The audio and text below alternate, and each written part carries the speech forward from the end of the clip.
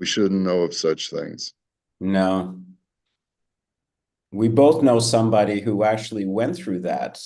A former lawyer in Toronto got convicted of stealing money from a trust account. I'll talk to you about it later if you want. But Okay. he actually went to prison and went through that whole thing. So we can talk about that if you want. Did he go through like a hellish kind of experience? No, he got put into a lighter place. But we can talk if you want. I can talk about it later. Okay.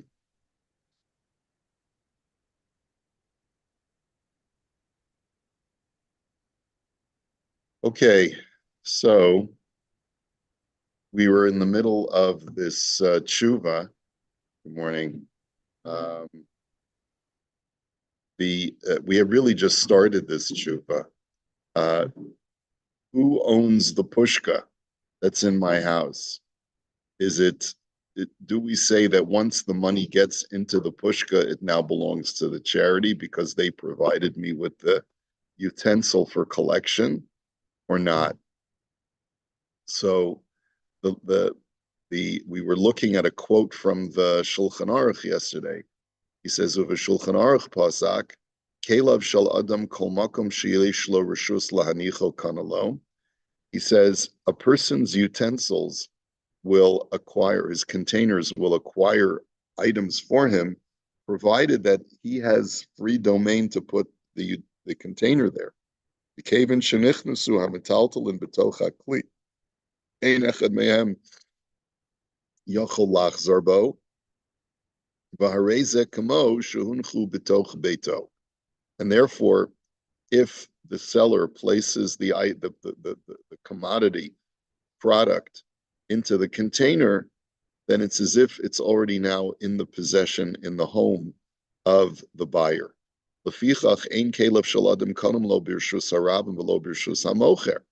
And therefore, because that only works if the buyer has free reign in the place where the container is resting, his container will not acquire for him if the container is in a reshus harabim, in a public domain, or in the domain of the seller. Ela imkein amar lo hamakna lech ukenei b'chlizeh. Unless the seller explicitly says to him, "Go and acquire the goods in this container." Va'az kana imhu birshus hamocher. And therefore, even if it is in the possession of, or on the property of the seller, then it's a completed transaction, and therefore not only can neither of them renege on the deal, but if there were to be some theft or loss, fire breaks out, whatever, and the product gets destroyed, so then the buyer is responsible for that, and he would have to still pay for the item.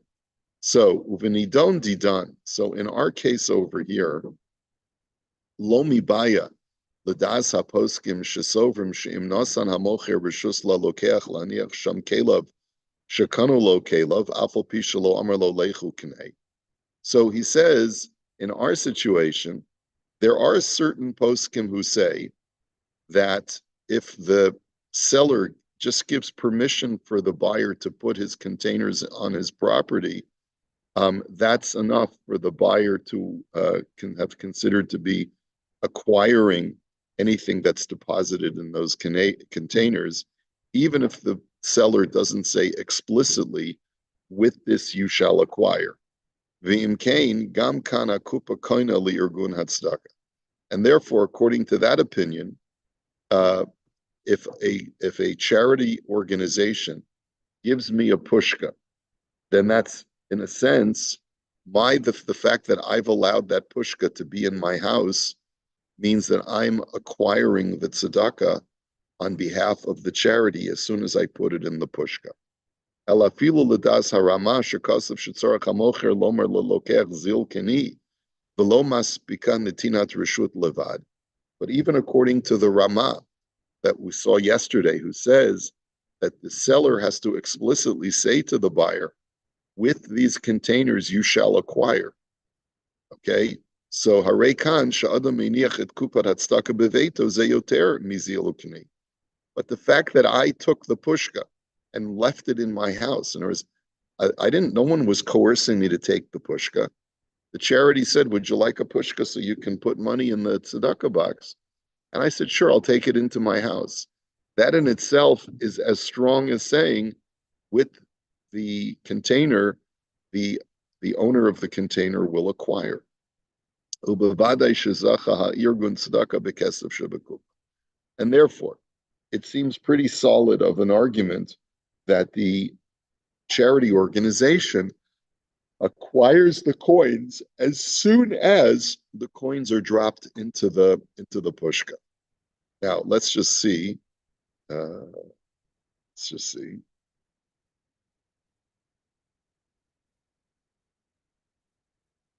Okay, we'll just in footnote Gimel, he says we see that the Avnei Nezer makes the same argument as Rav Sharaga, and we also see as Oldamas Din Zela Mashanivsim Shulchan Aruch Shehecha Diesh Hana'a Lamocher Lo Makbid Ala Makom V'Kana Halokech. So there's also contained in Rav Nassan Levin also writes in a tshuva that when the seller gets benefit in some way by allowing the container to be in his residence, then that's clear that he wants the buyer's container to acquire. And therefore, the same thing is true. It's clear that when I take the pushka in my house, not only do I not mind that it's occupying space in my house, but I'm actually happy to have a pushka in my house. It gives me that sense of relief. Let's say my wife has, most wives have pushkas by the Shabbos candles, right? Does your wife have that also? A couple of pushkas, so they can give tzedakah before they light Shabbos candles. It's a tradition. So if a charity gives me their pushka, it's actually benefiting the house. So surely, if a person brings the pushka into his house, that in itself is a sign that you're happy for the pushka to be there. And he quotes other svarim that support this argument. So it seems pretty solid that the charity acquires the tzedakah as soon as it's put in the pushka. Okay. Now, with all that being said, that the charity organization has already acquired that money, mikol makom chayiv zeh shehakupa beveso lishmor al hakupa ad shehi tagia liad irgun hatzdaka. So, what's the argument? The argument could be that, okay, the charity owns that money, so therefore, if it gets lost, it's the charity's money, it's their money, and it got lost. So I'm not responsible for it. It's their loss. They have to take the loss. Remember, what did we say? That in any transaction, once the buyer acquires the goods, even if they're still resting in my property, if his utensils acquired the goods for him and there's loss, he's out of luck, unless there's gross negligence, right? But let's say I'm a shomer chinam. I'm watching this item in my home for free, so I should be putter for geneva va'aveda, for theft and loss. So why don't we say the same thing over here? So Rav Sharaga, yeah, it was lost in the move. Got lost in the move. Not necessarily. Why would that be negligence? It happens. It's not. It's not like. Uh, where it's not like I left it on the porch, right? That I remember leaving it out in the open. We packed it up, and what happens many times is that the movers will sometimes steal stuff. I've had that situation where when I moved, actually when I moved to Canada, a bunch of stuff was stolen, a bunch of stuff was damaged, a bunch of stuff was stolen. Yeah, it happens when you deal with an unscrupulous moving company that hires a bunch of guys that are not bonded and whatever.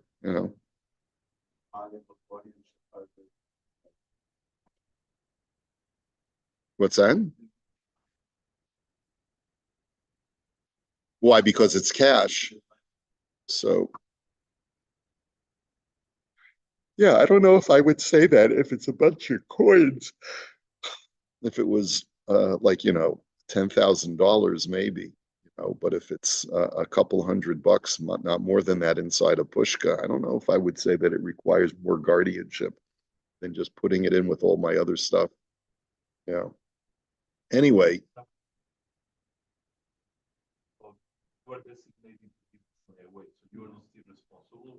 oh, so that's the thing. So so this is the point. Even though the money belongs to the charity, I'm still obligated to watch over this container until it gets to the charity. The kevin shebahaborat hadira uheniach et hakupa im sha'ar chafatzav. Oh, so 1 second, maybe it is negligence. Let's see what he says.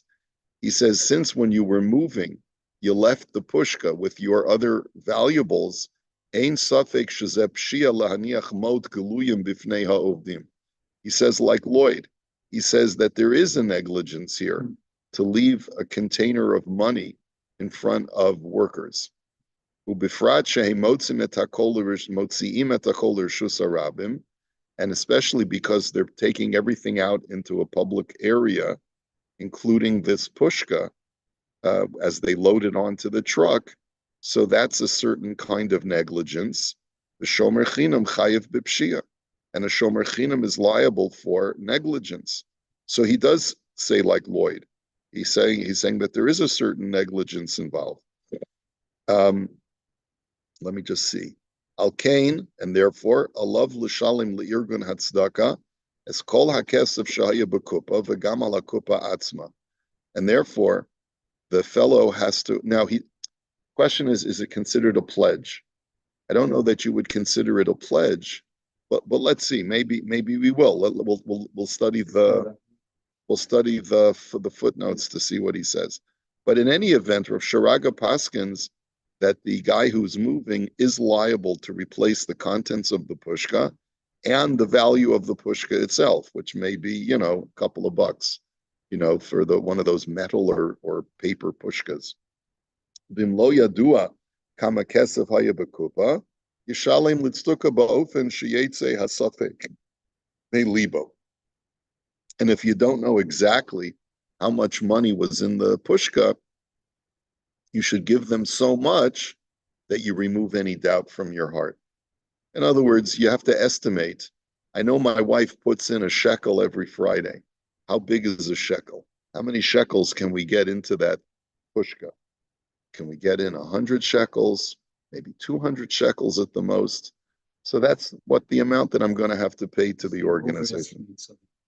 Yeah, so that any doubt is removed from your heart. Now, let's take a look at a couple of the footnotes. So Rav Sharaga's psak is that the guy who moved is liable to replace the contents of the pushka. It belongs to the charity. I had an obligation to watch over it. If I'm posheya, I'll be potter if it was just an innocent case of loss or theft. But there's a certain pshia aspect here, according to what Rav Sharaga argues, and therefore I should be liable to pay. Let's take a look at footnote number 4. He says, "Hine kadesha shomer yikablu lavachraya shmira tzarach sheyomer hanach lefonai." When does a shomer accept upon himself the responsibilities of guardianship? When he says, "Put this down in front of me," Oshi yikablu alatzmo shmira lahedja, or he says to say, "I will watch it." And the question that the Makor Baruch is asking, the guy here didn't explicitly accept that he was going to be watching this pushka. He took it home as a convenience. But at what point did he accept upon himself to be responsible for the money? All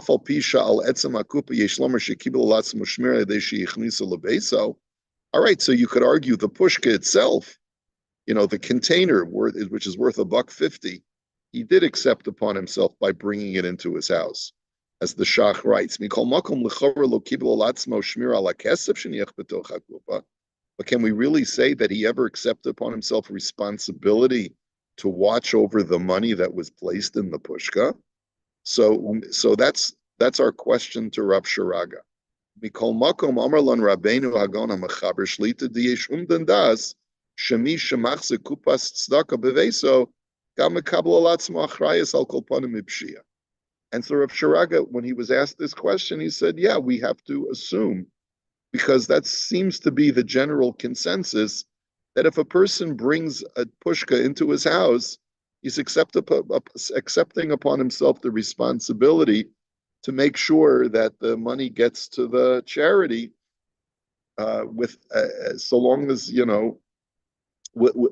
a reasonable way. In other words, he's not going to accept upon himself to be liable for theft if his whole house gets robbed, but he will accept upon himself to be responsible for acts of negligence.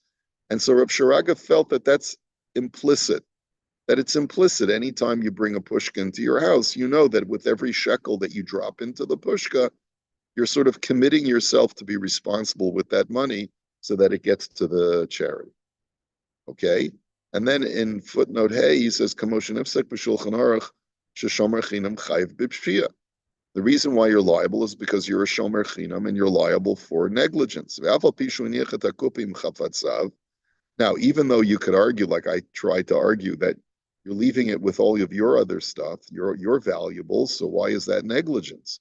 Nikol makom kfar pasuk b'Shulchan Aruch shom, but the Shulchan Aruch paskins, Hashomer sheniach hapikadon b'makom she'eno roi lo, b'nigdav mishamo avad hareza posheya v'chayiv l'shalim. If you're watching over something that's not yours, and you leave it in a place which is not an appropriate place for that item to be secure, if it gets stolen or lost, you're a posheya and you have to pay for it. The afal pisheniach hapikadonim shelo. He says imroi l'shmira potter, v'meina makom roi l'shmira chayiv. And even if you leave it with your stuff, it's not going to make a difference, even if it's with your own goods. But the bottom line is that you can't say, well, I was prepared to leave my stuff there, so doesn't that indicate that I'm not being negligent? No.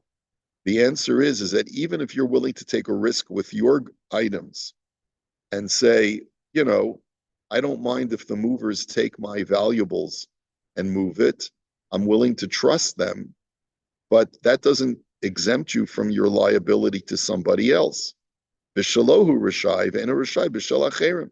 Because you're allowed to take risks with your property, you can't take risks with someone else's property. So therefore, if Sharaga's contention is, yes, it's true, a lot of times people will leave their valuables with the movers, hoping and praying that, which is what I did when I moved, hoping and praying that the movers will be honorable people and won't steal. But the fact is that sometimes they're not honorable people. And therefore, you should have anticipated that.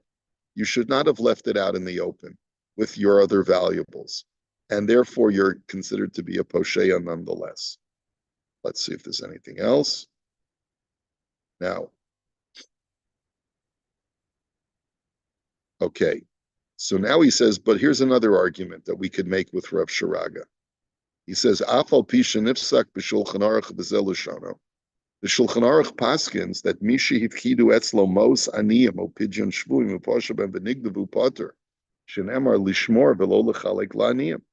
He says the Shulchan Aruch explicitly paskins that when it comes to charity money, if you were given charity money to watch over for the poor or to do the mitzvah of pidyon shvuim, of ransoming captives, and you were negligent and the money was stolen from your possession, you are potter. And this is based on a pasuk in the Torah. It says if someone gives you items to lishmor, to watch over, which is to the exclusion of not watching over if you're watching it for the purpose of the owner of those goods, then you're liable for pshia. But if you're watching over that item in order to give it to the poor, you will not be chayev. V'harehu mamon she'en lo tovin. because at the end of the day, it's considered to be money that does not have a claimant. In other words, the argument is that if I'm watching over charity money that we haven't distributed yet, so then that money does not have someone who can say, that's mine.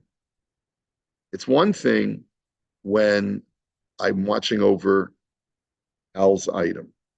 Hal says, where's my item? So he's called a toveya. He's a claimant. He can say, give me the item. If I can't give him the item because of negligence, then I'm liable to Hal.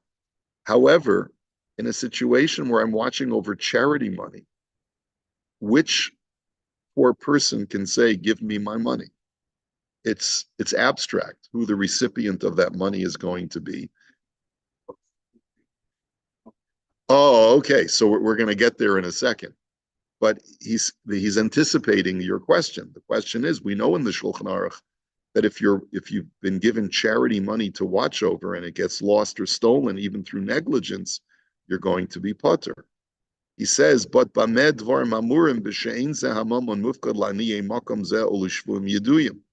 So the Shulchan Aruch itself qualifies it. It says the only time you're going to be potter is if the money had not been designated to specific poor people or to a specific person who needs to be ransomed. He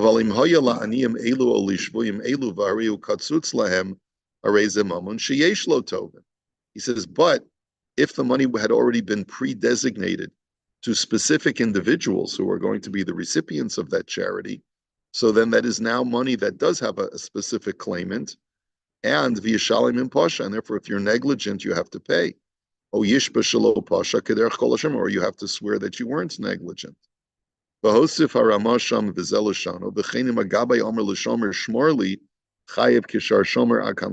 similarly, if a gabbai tzedakah, a person who's a tzedakah collector, says, please watch this money for me, for my organization, then the gabbai himself is the claimant of that money. So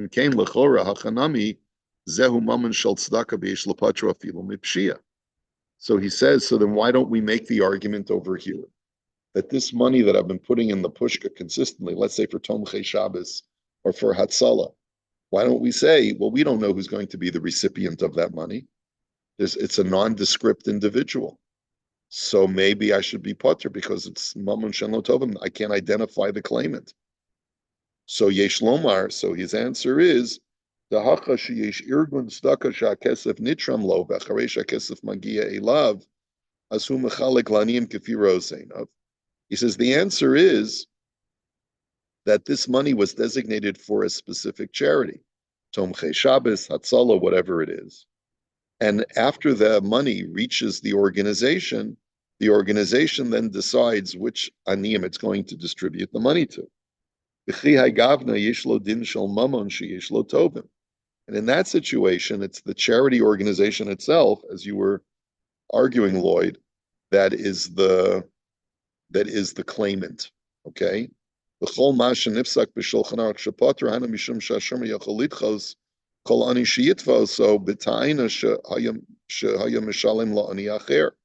he says when the Shulchan Aruch is speaking, it's talking about a case where a guy's watching over money for nondescript poor people. So that if any one individual poor person were to come and say, give me the money that you negligently allowed to get stolen, he could say, I wasn't planning to give you that money. That money wasn't for you. It was for some other guy. But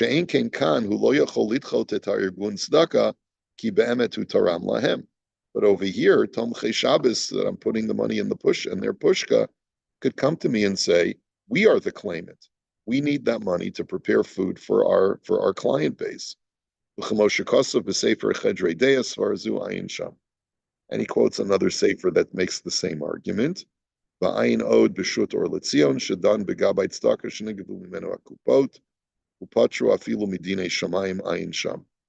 interesting tshuva in the sefer or Litzion, which deals with a gabbai tzedakah, a guy who's in charge of collecting tzedakah. He works for Tomchei Shabbos. He collects the money, and the money gets stolen. So in that situation, he's potter, because in that situation, there's no claimant. Okay, so since there's no specific claimant, Because yes, it's true. It's in the possession of the organization, but the organization has maybe hundreds of clients. So we don't know who is the claimant on this money, and therefore he's going to be putter. And he's putter even midine shemayim, so that he shouldn't feel guilty. Let's say he does get paid he's a salaried employee by the organization. But well, we'd have to look at the tshuva. Was there pshia involved? It sounds like even if there was pshia, he would be putter. I mean, I don't know if I would retain him as an employee. Maybe he was negligent, but he's not going to be liable for the theft. So the last thing that Rav Shiraga paskined in this tshuva is, what if you don't know how much is in the pushka? Give enough that you can say, well, surely there wasn't more than this in the pushka. He says, Ken yesh lilmod mimashakasav b'shulchan aruch b'zel lashona. You can derive this from what the Shulchan Aruch writes. Meis aviv v'hiniach lo chek tzaror. He says, if a man's father passes away, of v'hiniach lo sak tzaror, and he leaves over a sack filled with goods that's tied up, v'ifkidu etzel chaveru upashabo, and you leave it with your friend, and your friend is Posheya. Hamafkid Omer Eini Yodea Mahayabo Shema Margolios Hayabo. And the person, I think he's the heir. The heir takes the sack from his father's estate, asks his friend to watch it for him. The sack gets stolen through negligence. So the heir says, well, I don't know how much was in there. Maybe there were pearls in there, so you should pay me for the value of pearls. And the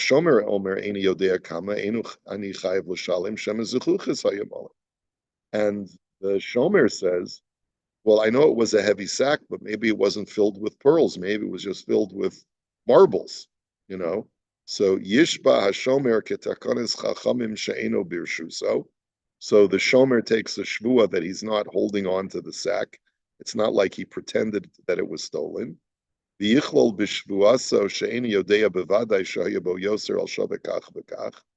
he should also swear that he doesn't know for sure that it had the value of more than this amount.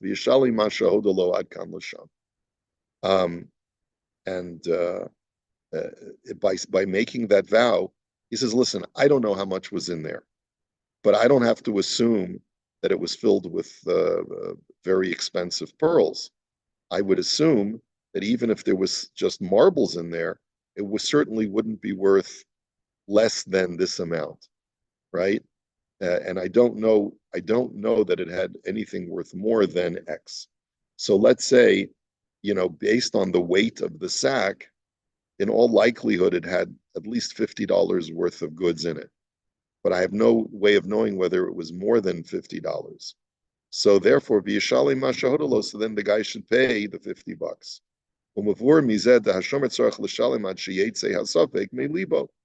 And what you see from there is that the shomer has to pay so much so that he's no longer in doubt. But that's a very interesting citation, because what we're saying is that the oath that the shomer takes is she'eno yodea bevadai, that he doesn't know for certain shahayabo yoter al shavekach v'kach, that it had more as any value more than such and such. So it's a very strange language. I think we should take a look for a moment in the Aruch HaShulchan, Choshen Mishpat Reish Tzadi Ches, because it's really quite unclear.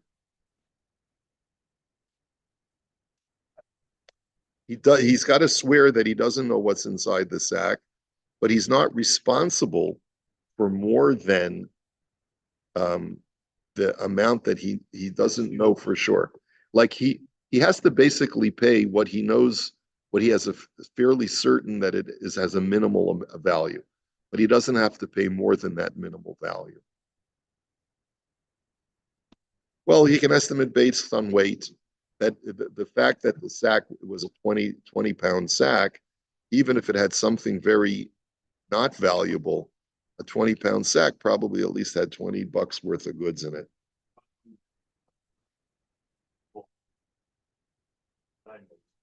Right. So then the halacha will change in a situation like that. That's 200. We'll have to deal with this tomorrow. I'll take a look at it. We'll continue this discussion tomorrow. Okay? Great day, everybody.